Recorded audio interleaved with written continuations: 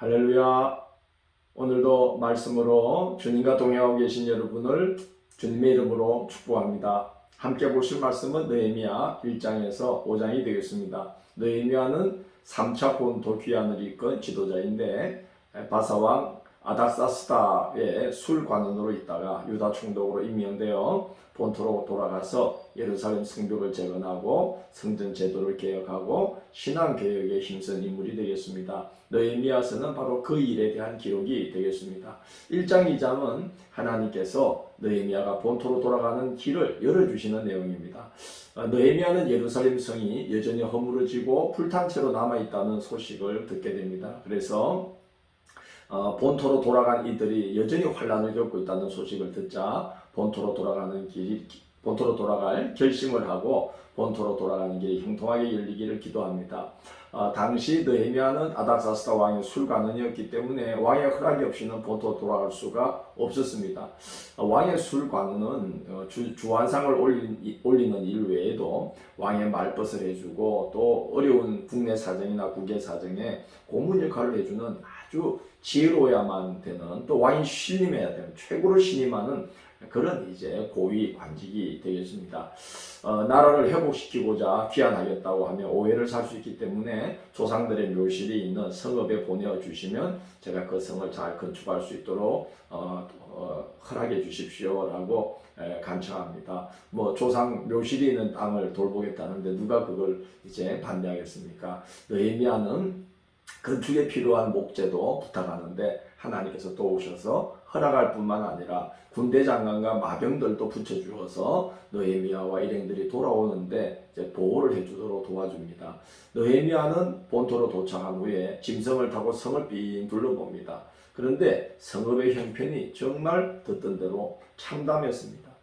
성벽이 다 무너졌고 성문은 불탄 채로 남아있고 또 짐승을 타고 가다 보니까 어느 지점부터는 타고 있던 짐승이 더 이상 길을 갈 수 없을 정도로 길이 그냥 끊어져 버리는 그런 일들이 있었습니다. 3장, 4장은 성벽을 재건하는 내용인데요. 느헤미야가 백성들의 지도자들을 불러서 성벽 재건을 제안하자 모두 힘을 내어 동참하기로 뜻을 모읍니다. 느헤미야는 성벽을 여러 구간으로 나누어서 자원하는 이들에게 그 재건을 맡겼는데 여러 집안과 여러 계층의 사람들이 또 혼자서 힘이 부족하면 그 지역 사람들이 힘을 합하여서 그렇게 성벽을 맡은 구간을 중수하기 시작합니다. 그러자 유다가 재건되는 것을 못마땅하게 여긴 주변 지역의 지도자들이 방해가 시작됩니다. 당시 그 유다 북쪽으로는 사마리아의 지도자 이제 산발랏이 있었고 또 그 동쪽으로는 암몬의 지도자 도비아가 있었고요. 그리고 남쪽으로는 아라비아가 붙어 있었고 서쪽으로는 아스도옷이 붙어 있었는데 이 산발랏과 도비아가 중심이 되어서 이제 아라비아와 아스도까지 이제 합세해서 군대를 이끌고 와서 협박과 조롱을 일삼게 됩니다. 4장 10절, 12절에는 당시에 급박하고 힘든 상황이 기록되어 있는데 유다 백성들은 과중한 노역으로 힘이 빠져서 우리가 성을 건축하지 못할 것 같다라고 이제 낙심하게 되고 또 대적자들이 전략적으로 유다의 외곽 마을을 칩니다. 그러자 그 지역 주민들이 성벽 공사에 투입된 동족들에게 너희가 우리에게 와서 빨리 도와야 되지 않겠느냐, 지금 그러고 있을 때가 아니다 하면서 다급하게 도움을 청합니다. 이제 그게 전략적으로 그렇게 대적자들이 외곽 지역들을 친 것이죠. 공사를 방해하기 위해서. 그러나 4장 15절을 보면 하나님이 그들의 꾀를 패하셨으므로 라고 기록되어 있습니다. 그래서 공사가 재개될 수 있도록 도와주십니다. 그래서 한 손에는 장비를 들고 한 손에는 무기를 들고 또 돌아가면서 보초를 쓰고 또 밤에 잠을 잘 때에도 옷을 벗지 않고 잠을 자면서 성벽 공사를 진행하게 됩니다. 하나님께서 그렇게 대적자들의 방해가 있는 중에도 하나님께서 백성들의 마음을 하나 되게 하시고 하나님을 굳게 의지하게 하니까 위협 중에도 공사가 진행되도록 하나님께서 은혜를 베풀어 주셨습니다. 5장은 과도한 이자를 물게 하는 자들로 인해 백성들이 고통받고 있다는 소식을 듣고 백성들을 불러 모은 후에 그 문제를 해결하는 내용이 기록되어 있습니다. 동족에게 이자를 받고 돈을 빌려주거나 돈을 갚지 못할 때에 동족을 종으로 삼는 것은 율법이 금지하는 것입니다.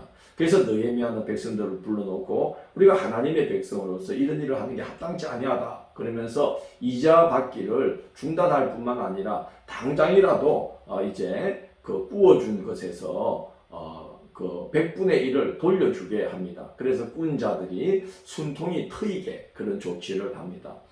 백성들이 느헤미야의 조치를 따릅니다. 그럴 수 있었던 이유가 5장 14절 이하에 기록되어 있는데 느헤미야가 총독의 녹을 요구하지 않을 정도로 청명결백하게 그리고 그의 자녀들도 마찬가지로 백성들과 같은 그런 모습으로 열심히 이제 그 나라를 재건하는 일에 앞장섰기 때문에 백성들이 이제 그를 따르고 지도력이 발휘될 수가 있었던 것이죠. 하나님께서 그 역사를 도우시고 축복하시고 또 느헤미야와 그의 가족들이 백성들 앞에 본이 되고 그럴 때에 참 그 성벽 재건의 역사가 그렇게 이제 어려운 중에도 잘 이루어지도록 이제 역사가 이루어지게 된 것입니다. 내일 6월 3일 목요일 느헤미야 6장에서 8장을 성벽 재건, 신앙 재건이라는 제목으로 살펴보도록 하겠습니다. 오늘도 함께 해주셔서 감사합니다. 기도하겠습니다.